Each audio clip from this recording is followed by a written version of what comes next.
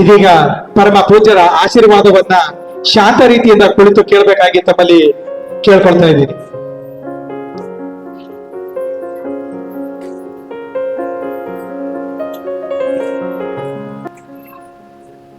ತ್ರೈಲೋಕ್ಯ ಸಂಪದಾಲೇಖ್ಯ ಸಮುಲ್ಲೇಖನ ಬಿತ್ತಯೇ ಸಚ್ಚಿದಾನಂದ ರೂಪಾಯ ಶಿವಾಯ ಬ್ರಹ್ಮಣಿ ನಮಃ. ಪ್ರಪ್ರಥಮದಲ್ಲಿ ಜಗದ್ಗುರು ಪಂಚಾಚಾರ್ಯರನ್ನ ಬಸವಾದಿ ಶಿವಶರಣರನ್ನ ಸ್ಮರಣೆ ಮಾಡಿಕೊಂಡು ಬೆಂಗಳೂರು ಮಹಾನಗರದಲ್ಲಿ ಹಮ್ಮಿಕೊಂಡಿರುವ ಉತ್ತರ ಕರ್ನಾಟಕ ಜಾನಪದ ಪರಿಷತ್ ಉದ್ಘಾಟನಾ ಸಮಾರಂಭ ಮತ್ತು ಪದಾಧಿಕಾರಿಗಳ ಪದಗ್ರಹಣ ಸಮಾರಂಭದ ವೇದಿಕೆಯ ಮೇಲೆ ಆಸೀನರಾಗಿರುವಂತಹ ಈ ಭಾಗದ ಜನಪ್ರಿಯ ಶಾಸಕರೆಂದೇ ಪ್ರಖ್ಯಾತಿಯನ್ನು ಪಡೆದಿರುವಂತಹ ಸನ್ಮಾನ್ಯ ಶ್ರೀ ಎಸ್ ಮುನಿರಾಜರವರೇ, ಉತ್ತರ ಕರ್ನಾಟಕ ಜಾನಪದ ಪರಿಷತ್ತಿನ ಬೆಂಗಳೂರು ಜಿಲ್ಲೆಯ ಜಿಲ್ಲಾಧ್ಯಕ್ಷರಾಗಿರುವಂತಹ ಡಾಕ್ಟರ್ ಸಂಗನಬಸಪ್ಪ ಬಿರಾದರ್ ಅವರೇ, ಬೆಂಗಳೂರಿನ ಸ್ನೇಹಜೀವಿ ಗೆಳೆಯರ ಬಳಗದ ಸಂಸ್ಥಾಪಕ ಅಧ್ಯಕ್ಷರಾಗಿರುವಂತಹ ಸನ್ಮಾನ್ಯ ಶ್ರೀ ಶಶಿಕಾಂತ್ ರಾವ್ ಅವರೇ, ಈ ಪರಿಷತ್ತಿನ ರಾಜ್ಯಾಧ್ಯಕ್ಷರಾಗಿರುವಂತಹ ಸನ್ಮಾನ್ಯ ಶ್ರೀ ಹನುಮಂತಪ್ಪ ಎಸ್ ಮೇಡಗಾರ್ ಅವರೇ, ರಾಜ್ಯದ ಗೌರವಾಧ್ಯಕ್ಷರಾಗಿರುವಂತಹ ಸಂಜಯ್ ಕುಮಾರ್ ಜೇವರ್ಗಿ ಅವರೇ, ರಾಜ್ಯದ ಕಾರ್ಯಾಧ್ಯಕ್ಷರಾಗಿರುವಂತಹ ಕೆ ಬಸನಗೌಡ ಅವರೇ, ರಾಜ್ಯದ ಉಪಾಧ್ಯಕ್ಷರು ಅನಿಸಿಕೊಂಡಿರುವಂತಹ ಶಂಕರಗೌಡ ಎಸ್ ಪಾಟೀಲ್ ರವರೇ, ಭರತ್ ಕುಮಾರ್ ಅವರೇ, ಅವರಿವರೆನ್ನದೇ ವೇದಿಕೆಯ ಮೇಲೆ ಆಸೀನರಾಗಿರುವಂತಹ ಎಲ್ಲ ಗೌರವಾನ್ವಿತ ಹಿರಿಯರೇ, ಕಾರ್ಯಕ್ರಮದಲ್ಲಿ ಪಾಲ್ಗೊಂಡಿರುವಂತಹ ಎಲ್ಲ ಪದಾಧಿಕಾರಿಗಳೇ, ಶರಣ ತಂದೆ ತಾಯಿಗಳೇ, ನಿಮ್ಮೆಲ್ಲರಿಗೆ ಶರಣಾರ್ಥಿ. ಈಗಾಗಲೇ ಮಾತನಾಡಿರುವಂತಹ ಅನೇಕ ಹಿರಿಯರು ಮಹನೀಯರು ಉತ್ತರ ಕರ್ನಾಟಕದ ಜಾನಪದ ಶೈಲಿಯ ಬಗ್ಗೆ, ಅಲ್ಲಿಯ ಊಟ ಮತ್ತು ಉಡುಗೆಗಳ ಬಗ್ಗೆ ಬಹಳ ಚೆನ್ನಾಗಿ ಹೇಳ್ಕೊಂಡು ಬಂದ್ರು. ಇವತ್ತಿನ ಸಂಸ್ಥಾಪಕ ಅಧ್ಯಕ್ಷರು ಕೂಡ ಉತ್ತರ ಕರ್ನಾಟಕದವರೇ, ಹನುಮಂತಪ್ಪ ಮೇಡಗಾರ್ ಅವರು. ನಮ್ಮ ಶಶಿಕಾಂತ್ ಅವರು ಹೇಳಿದ್ರು, ರಾಮಾಯಣದ ಆ ಹನುಮಂತ,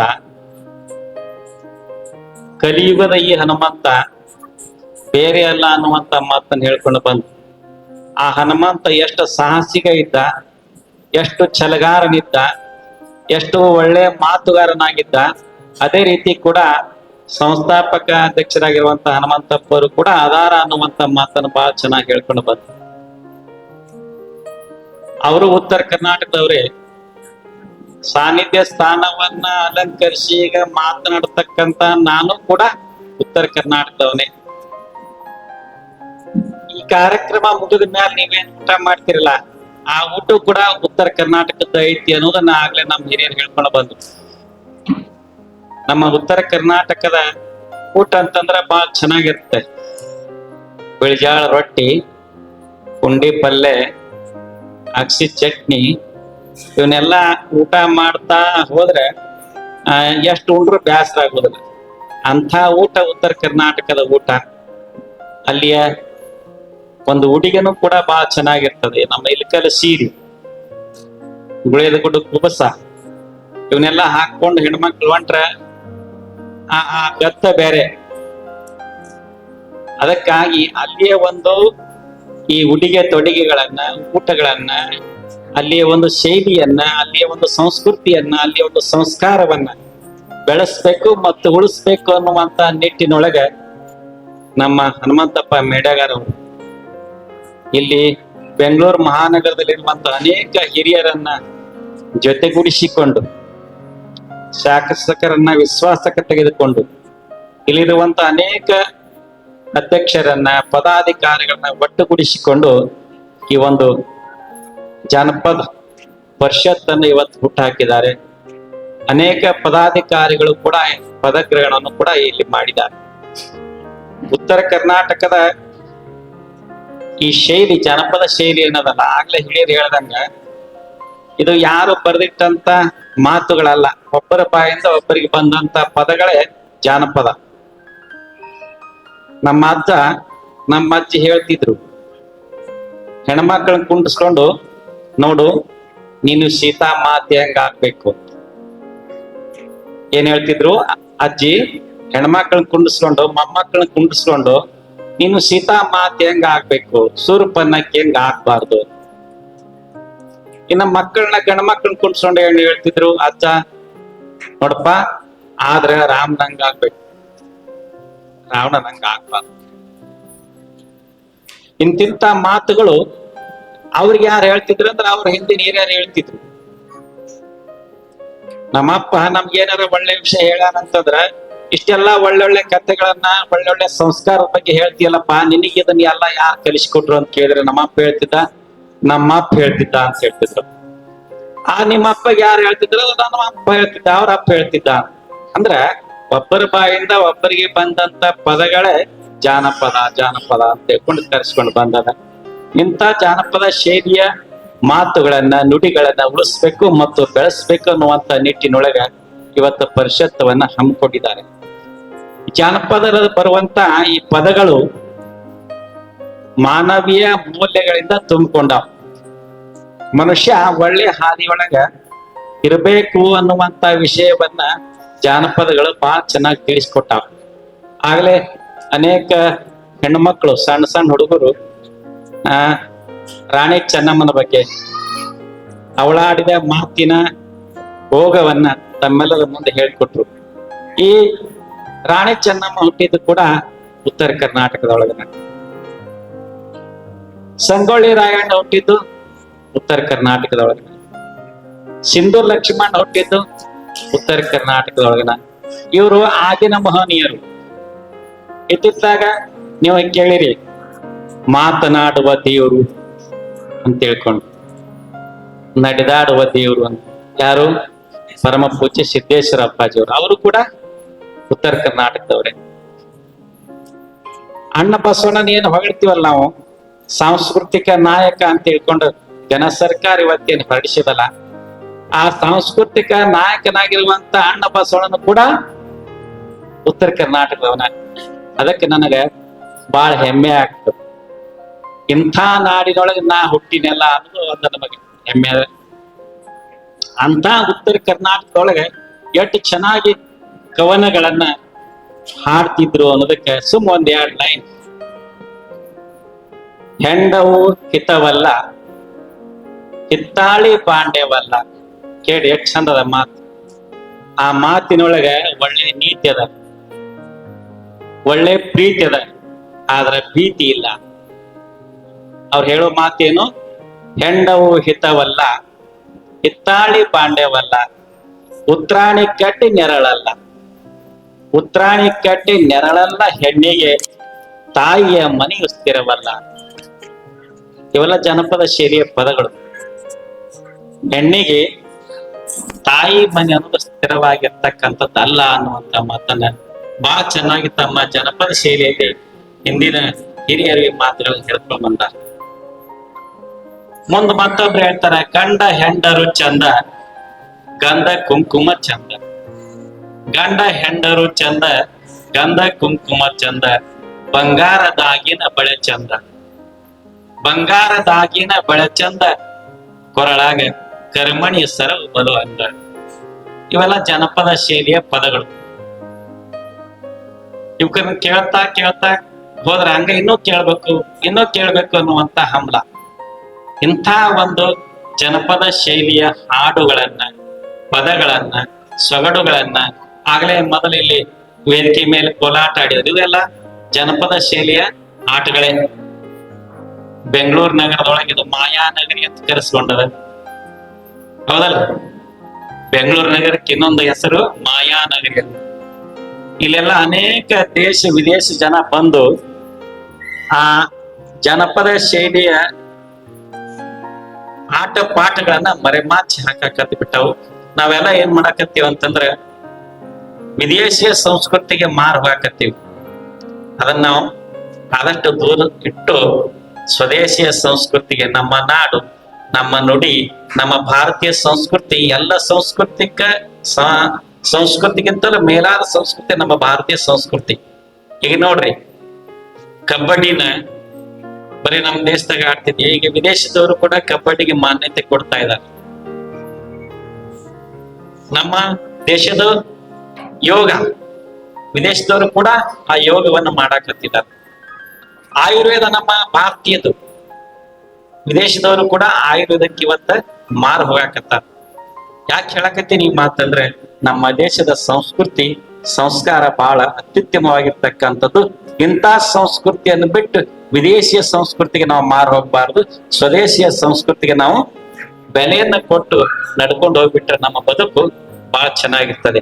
ವಿದೇಶಿಯ ಸಂಸ್ಕೃತಿಗೆ ಮಾರು ಹೋಗಿ ಇವತ್ತು ಮನುಷ್ಯ ಏನಾಗಕತ್ತಾನಂತಂದ್ರೆ ದುರಾಚಾರಕ್ಕೆ, ದುರ್ಗುಣಕ್ಕೆ ಬಲಿ ಆಗಾಕತ್ತಾನ. ಅದಕ್ಕೆ ನಾವು ದುರಾಚಾರಿಗಳಾಗದೆ, ದುರ್ಗುಣಗಳಾಗದೆ ಸದಾಚಾರಿಗಳಾಗಿ ಸದ್ಗುಣಗಳಾಗಿ ಹೋಗ್ಬೇಕು. ಇವತ್ತೆಷ್ಟೋ ನಾವು ಕಲ್ತೀವಂತಂದ್ರು ಒಂದಿಲ್ಲ ಒಂದಿನ ಸಾವು ತಪ್ಪಿದ್ದಲ್ಲ. ರಾವಣಗೂ ಸಾವು ಬಿಟ್ಟಿಲ್ಲ, ರಾಮಗೂ ಸಾವು ಬಿಟ್ಟಿಲ್ಲ. ರಾಮ ದೇವ್ರ ಅಂತ ಕರ್ಕೊಂಡು ಬಂದವ, ನಾವು ದೇವ್ರ ಅಂತ ಕರಿತೀವಿ, ಅವನು ಸಾವು ಬಿಡ್ತನ್ರಿ. ಅವನು ಒಂದಿಲ್ಲ ಒಂದಿನ ರಾಮನು ಸತ್ವದವನೋ, ರಾವಣನು ಸತ್ವದವನೇ, ಕೌರವರು ಪಾಂಡವರು ಸತ್ವದವರೇ. ಅಂತ ಸಿದ್ದೇಶ್ವರ ಸ್ವಾಮೀಜಿಯವ್ರ ಅಂತ ಏನ್ ಹೇಳ್ತೀವಲ್ಲ, ಅವರು ಕೂಡ ಮರೆಯಾಗಿ ಹೋಗಿದ್ದಾರೆ. ಅದಕ್ಕೆ ಇರುವುದ್ರಾಗ ನಾವೇನ್ ಮಾಡ್ಬೇಕು, ಒಳ್ಳೆ ತಿಳುವಳಿಕೆ ಉಳ್ಳವರಾಗಿ, ಒಳ್ಳೆ ಆಚಾರ ವಿಚಾರವಂತರಾಗಿ, ಯಾರಿಗೂ ನೋವನ್ನ ಕೊಡದೆ, ನಾವು ನೋವನ್ನ ಪಡದೆ, ಎಲ್ಲರಿಗೂ ಸಂತೋಷವನ್ನ ಕೊಟ್ಟು ಸಂತೋಷ ಪಡುವಂತ ಗುಣಗಳನ್ನ ನಾವು ಮೈಗೂಡಿಸ್ಕೊಳ್ಬೇಕಾಗತ್ತೆ. ಒಬ್ಬವ ಯಜಮಾನ ಕಟ್ಟಿ ಮೇಲೆ ಕುಂತಿದ್ನಂತ. ಬ್ಯಾಸಿಗೆ ದಿನದಿಂದ ನೀವೇನ್ ಮಾಡ್ತೀರಿ, ಹೆಚ್ಚ ಜ್ಯೂಸ್ ಮಾಡ್ಕೊಂಡು ಕುಡಿತೀರಿ, ಅಥವಾ ಕಲ್ಲಂಗಡಿ ಕಟ್ ಮಾಡಿ ತಿಂತೀರಿ, ಬಾಳೆಹಣ್ಣು ತಿಂತೀರಿ. ತಂಪಾಗುವಂತ ಆಹಾರಗಳನ್ನು ನೀವೇನ್ ಮಾಡ್ತೀರಿ, ಸೇವನೆ ಮಾಡ್ತಿರ್ತೀರಿ. ಅವರಲ್ಲಿ ಹಂಗ ಒಬ್ಬ ಯಜಮಾನ ಏನ್ ಮಾಡ್ಯಾನ, ಕಟ್ಟಿ ಮೇಲೆ ಕುತ್ಕೊಂಡು ಬ್ಯಾಸಿಗೆ ದಿನ ಅದ, ಬಾಳ ತೆಗಿಯದ ಅಂತ ತಿಳ್ಕೊಂಡು ಏನ್ ಮಾಡಕತ್ತಾನ, ಕಲ್ಲಂಗಡಿ ಕಟ್ ಮಾಡಿ ತಿನ್ನಾಕತ್ತಿದ್ದಂತ. ಕಲ್ಲಂಗಡಿ ಕಟ್ ಮಾಡಿ ತಿನ್ನುವ ಒಂದು ಸಂದರ್ಭದೊಳಗ ಎದುರಿಗೆ ಯಮ ಬಂದು ಬಿಟ್ಟ. ಯಾವಾಗ ಯಮದೂತನ ನೋಡ್ದ, ಯಮದೂತನ ಕಳ್ಸ್ಯಾನ, ಇವಂದು ಆವೇಶ ಮುಗಿದ ಕರ್ಕೊಂಬ ಹೋಗಂತ ತಿಳ್ಕೊಂಡು. ಆ ಯಮದೂತನ ನೋಡಿದ ತಕ್ಷಣ ಇವಾಗ ಏನಾಯ್ತು, ಭಯ ಉಂಟಾಯ್ತು. ಆದ್ರೂ ಕೂಡ ಭಯವನ್ನ ಹೊರಗೆ ಹಾಕ್ಲಿಲ್ಲ ಅವ ಯಜಮಾನ್. ಕಲ್ಲಂಗಡಿ ತಿನ್ಕೊಂತ ಕುಂತಿದ್ದ. ಇವ ನೇರವಾಗಿ ಯಮದೂತ ಬಂದ, ಯಾಕಪ್ಪ ಆರಾಮದಿಯಾ ಅಂದ. ಆರಾಮದಿನ್ರಿ. ನೀವು ಆರಾಮ. ಆ ಯಮದೂತನ್ ನೋಡಿ ಇವ ಏನ್ ಮಾಡ್ದ, ಭಯ ಆದ್ರೂ ಕೂಡ ಭಯ ಆಗದಂಗ ತೋರಿಸ್ಕೊಂಡು ಅವನು ಮಗಲ್ ಕುಂಡ್ಸ್ಕೊಂಡ್ ಬರಿ ಬ್ಯಾಸಿ ತಿಂದಾಗ ಬಂದಿರಿ, ನನ್ಗೂ ದಗಿ ಬಾಳ ಆಗ್ಯದ, ಕಲ್ಲಂಗಡಿ ತಿನ್ನಕತ್ತೀನಿ, ನೀವು ಕಲ್ಲಂಗಡಿ ತಿನ್ಬರ ಅಂತ ತಿಳ್ಕೊಂಡ ಕಲ್ಲಂಗಡಿ ಕಟ್ ಮಾಡಿ ಕೊಡಾಕತ್ತವ. ಯಾರ ಯಜಮಾನ ಯಮದೂತ ಕಲ್ಲಂಗಡಿ ಕಟ್ ಮಾಡಿ ಕೊಡಾಕತ್ತ. ನಾ ಯಾರ ಅನ್ನೋದು ಗೊತ್ತಾಗೈತಿ ನಿನಗಂತ ಕೇಳ್ದವ ಯಮದೂತ. ನೀವ್ ಯಾರ ಅನ್ನೋದು ಗೊತ್ತಾಗ್ಯದ, ಯಮ ಕಳ್ಸ್ಯಾರ ಅನ್ನೋದು ಗೊತ್ತಾಗ್ಯದ, ನೀವ್ ಯಮದೂತರ ಅನ್ನೋದು ಗೊತ್ತಾಗ್ಯದ, ಮತ್ ನೀವು ದಗಿ ಒಳಗ್ ಬಂದಿರಿ, ಬಿಸಿಲು ಬಾಳ ಅದ, ಅದಕ್ಕೆ ನಿಮ್ ಕಲ್ಲಂಗಡಿ ತಿನ್ಸಾಕತ್ತಿದೀನಿ, ತಿನ್ರಿ ಅನು. ಆಯ್ತು, ಬಂದಿದ್ದ ಕಾರಣ ಏನು? ಏನಿಲ್ಲ, ನಿಮ್ಗೆ ಆവശ്ಯ ಮುಗ್ದದ. ಯಮ ಒಂದ್ ಲಿಸ್ಟ ಕೊಟ್ಟು ಕಳ್ಸ್ಯಾನ ನನಗ್. 200 ಮಂದಿ ಲಿಸ್ಟ್ ಅದ, ಅಂದ್ರೆ 200 ಮಂದಿ ಲಿಸ್ಟ್ ಅದ. ಆ 200 ಮಂದಿ ಲಿಸ್ಟ್ನೊಳಗೆ ನಿಂದ ಫಸ್ಟ್ ಅದ. ಅದಕ್ಕೆ ನಿನಗ್ ಕರ್ಕೊಂಡು ಹೋಗಕತ್ ಬಂದಿದೀನಿ. ಆಯ್ತು, ಕರ್ಕೊಂಡು ಹೋಗಕತ್ರಿ, ಈಗ ನೀವು ಕಲ್ಲಂಗಡಿ ತಿನ್ರಿ. ಆಯ್ತು, ಕಲ್ಲಂಗಡಿ ಕಟ್ ಮಾಡಿ ಕೊಡ್ತಿದ್ದ, ಕಲ್ಲಂಗಡಿ ತಿಂದವ. ತಿಂದ ಏನ್ ಮಾಡ್ದ, ನಡೀನ ಅಂತ. ಸ್ವಲ್ಪ ತಡೀರಿ, ಕಲ್ಲಂಗಡಿಗೆ ಒಮ್ಮೆ ತಂಪಾಗೋದಿಲ್ಲ, ಸ್ವಲ್ಪ ಜ್ಯೂಸ್ ಮಾಡ್ಕೊಂಡ್ ಬರ್ತೀನಿ ಅಂತ. ಒಳಗ್ ಹೋದ, ಅವನು ಕುಂಡ್ರಿಸಿದ. ಬಾಳೆಹಣ್ಣು ತಿನ್ರಿ, ಇನ್ನೊಂದ್ ತಿನ್ರಿ ಅವ್ನ್ ಹೇಳಿ ಒಳಗ್ ಹೋದ. ಒಳಗ್ ಹೋಗಿ ಏನ್ ಮಾಡ್ದ, ಫಸ್ಟ್ ಕ್ಲಾಸ್ ಜ್ಯೂಸ್ ಮಾಡ್ದ. ಅದರದು ಶರ್ಬತ್, ನಿಂಬೆಹಣ್ಣಿನ ಶರ್ಬತ್ ಮಾಡ್ದ. ಮಾಡಿ ಏನ್ ಮಾಡ್ದ, ಅದ್ರೊಳಗೆ 10 ನಿದ್ದಿ ಗುಳಿಗೆ ಹಾಕದ. ಅವ ಯಜಮಾನ್ ಏನ್ ಮಾಡ್ದ, ನೋಡ್ರಿ ಯಮದೂತ್ರ, ನೀವು ಕೂಡ್ರಿ, ನಾನು ಶರ್ಬತ್ ಮಾಡ್ಕೊಂಡ್ ಬರ್ತೀನಿ ಅಂತ ಹೇಳ್ಕೊಂಡು ಒಳಗೆ ಹೋದ. ಶರ್ಬತ್ ಮಾಡ್ದ. ಶರ್ಬತ್ತಿನೊಳಗೆ 10 ನಿದ್ದಿ ಗುಳಿಗೆ ಹಾಕದ. 10 ನಿದ್ದಿ ಗುಳಿಗೆ ಹಾಕಿ ಕಲಿಸಿದ ಶಿಸ್ತಾಗ. ಕಲಿಸಿ ಏನು ಮಾಡ್ದ ಆ ಜ್ಯೂಸ್ ಹಿಡ್ಕೊಂಬಂದು ನೋಡ್ರಿ ಅಲ್ಲಿಂದ ಬಂದಿರಿ ಬ್ಯಾಸ್ಗೆ ದಿನ ಬರೀ ಕಲ್ಲಂಗಡಿಗೆ ಅಷ್ಟ ದೇಹ ತಂಪಾಗೋದಲ್ಲ, ಈ ಜ್ಯೂಸ್ ಕುಡೀರಿ ಭಾಳ ಚಲೋ ಅದ. ಫ್ರಿಜ್ನ ನೀರು ತೊಗೊಂಡು ಬಂದು ಇದನ್ನು ಜ್ಯೂಸ್ ಮಾಡ್ಕೊಂಬಂದಿನ ತಿಳ್ಕೊಂಡು ಆ ಜ್ಯೂಸ್ ಏನು ಮಾಡ್ದ ಯಮದೂತ್ ಕೊಟ್ಟ. ಅವ ಯಮದೂತ್ ಏನು ಮಾಡ್ದ ಗಟ ಗಟ ಗಟ ಕುಡ್ದವ. ಎಂದೂ ಜ್ಯೂಸ್ ಕಂಡವನೇ ಅಲ್ಲ ಕುಡ್ದವನೇ ಅಲ್ಲವ. ಭಾಳ ಖುಷಿಯಾಗಿ ಜ್ಯೂಸನ್ನು ಕುಡ್ದ. ಮತ್ತು 10 ಗುಳಿಗೆ ಅದಾವಲ್ರ ಅವು ನಿದ್ದೆಗಳಿಗೆ. ಆ ಜ್ಯೂಸ್ ಕುಡಿದ ತಕ್ಷಣ ಅವಾಗ ಏನು ಆಯಿತು, ನಿದ್ದೆ ಬಂದುಬಿಡ್ತು. ನಿದ್ದೆಗೆ ಒಂದೇ ಗುಳಿಗೆ ನಿದ್ದೆ ಬಂದುಬಿಡ್ತದೆ. 10 ಗುಳಿಗೆ ಅಂದಮೇಲೆ ಹೆಂಗೆ ಆಗಿರ್ಲಕ್ಕೆ ಲೆಕ್ಕ ಹಾಕ್ರಿ. ಹಿಂಗಾಗಿ ನಿದ್ದೆ ಬಂತು. ಆರಾಮ್ ಅಲ್ಲೇ ಕುರ್ಚಿ ಮೇಲೆ ಕುತ್ಕೊಂಡಿದ್ನಲ್ಲ ಯಮದೂತ್, ಹಂಗೆ ನಿದ್ದೆ ಗೊರಕೆ ಹೊಡ್ಯಾಕತ್ತ, ನಿದ್ದೆ ಮಾಡಾಕತ್ತ. ಇವ ಅಟ್ರೊಳಗೆ ಏನು ಮಾಡ್ದೆ, ಏನು ಲಿಸ್ಟ್ ತೊಗೊಂಡು ಬಂದಿದ್ನಲ್ಲ ಯಮದೂತ, 200 ಮಂದಿ ಲಿಸ್ಟ್. 200 ಮಂದಿ ಲಿಸ್ಟ್ನಾಗ ಇವಂದ ಮೊದಲಿತ್ತಲ್ಲ. ಆ ಲಿಸ್ಟ್ ಅವ್ರಕ ಅವ್ನ ಕಿಶಂದ ತಕ್ಕೊಂಡು ಒಳಗೆ ಹೋದ. ಅವನ ಮನ್ಯಾಗ ಕಂಪ್ಯೂಟರ್ ಇತ್ತು. ಕಂಪ್ಯೂಟರ್ ಒಳಗೆ ಎಲ್ಲ ಲಿಸ್ಟ್ ತಗೊಂಡು ಬರ್ದ. ಇವಂದೇನು 1ನೇ ನಂಬರ್ ಇತ್ತಲ್ಲ ಅದನ್ನ ಲಾಸ್ಟ್ ಹಾಕ್ದ. 200 ನಂಬರ್ನಾಗ ಇದ್ದವನ ಹೆಸ್ರ 1ನೇ ನಂಬರ್ಗೆ ಬಂತು. 1ನೇ ನಂಬರ್ ಇದ್ದವನ ಹೆಸ್ರ 200 ಹೋಯ್ತು. ಭಾಳ ಲಿಸ್ಟ್ ತಯಾರು ಮಾಡ್ಕೊಂಬಂದು ಪ್ರಿಂಟ್ ಮಾಡ್ಕೊಂಬಂದು ಹ್ಯಾಂಗಿತ್ತು ಅವ್ನ ಕಿಶದಾಗ ಹಂಗೆ ಇಟ್ಟ. ಒಂದು 4-5 ತಾಸು ಆಯ್ತು. ಅವ ನಿದ್ದೆಯಿಂದ ಎಚ್ಚೆತ್ತ. ಯಾರು? ಯಮದೂತ. ಎಚ್ಚರ ಆದ ಕೂಡಲೇ ಭಾಳ ಖುಷಿ ಆಯ್ತು. ಅವ ಖುಷಿಯಾಗಿ ಹೇಳ್ತಾನೆ, ಯಜಮಾನ ಇಷ್ಟೊಂದು ಅತಿಥಿ ಸತ್ಕಾರ ನನಗೆ ಜೀವನದಾಗ ಯಾರೂ ಮಾಡಿದ್ದೇ ಇಲ್ಲ. ನನ್ನ ಹೆಸರು ಕೇಳಿದ್ರನ್ನ ಗಡ ನಡ್ತಾರ. ಯಮದೂತ್ ಅಂದ್ರೆ ಭಯ ಬೀಳ್ತಾರ. ಮತ್ತು ನೀ ಭಯನೂ ಬೀಳಿಲ್ಲ, ಅಂಜಲೂ ಇಲ್ಲ. ನನಗೆ ಆದರ ಆತಿಥ್ಯವನ್ನು ಮಾಡಿದಿ. ಜ್ಯೂಸ್ ಕುಡಿಸಿದಿ, ಕಲ್ಲಂಗಡಿ ತಿನ್ನಿಸಿದಿ, ಬಾಳೆಹಣ್ಣು ತಿನ್ನಿಸಿದಿ, ಮಾವಿನ ಹಣ್ಣು ತಿನ್ನಿಸಿದಿ. ಭಾಳ ಖುಷಿ ಆಗ್ಯದ ನನಗೆ. ಅದಕ್ಕೆ ನನಗೆ ಖುಷಿಯಾದ ಸಂಬಂಧ ನಾ ಏನು ಮಾಡಾಕತ್ತೀನಿ, ಮೊದಲಿಂದ ಒಯ್ಬೇಕತ್ ಮಾಡಿದ್ನಲ್ಲ ಅದನ್ನು ಕ್ಯಾನ್ಸಲ್ ಮಾಡಿ ಕೆಳಗಿನಿಂದ ಫಸ್ಟ್ ಒಯ್ತೀನಿ ಅನ್ನತ್ತವ. ಅರ್ಥ ಆಯ್ತಾ ನಿಮಗೆ? 1ನೇ ಲಿಸ್ಟ್ ಏನು ನಿಂದಿತ್ತಲ್ಲ ಅದನ್ನು ಬಿಡ್ತೀನಿ, ಕೆಳಗಿನಿಂದ ಒಯ್ಕೋಸ್ರು ಮಾಡ್ತೀನಿ ಅಂತ ಇವ್ ಒಮ್ಮೆ ಎದುರು ಡಬ್ಬ. ಯಾಕೆ ಕೆಳಗಿನ ಹೆಸರು ಫಸ್ಟ್ ಇವಂದೈತಿ.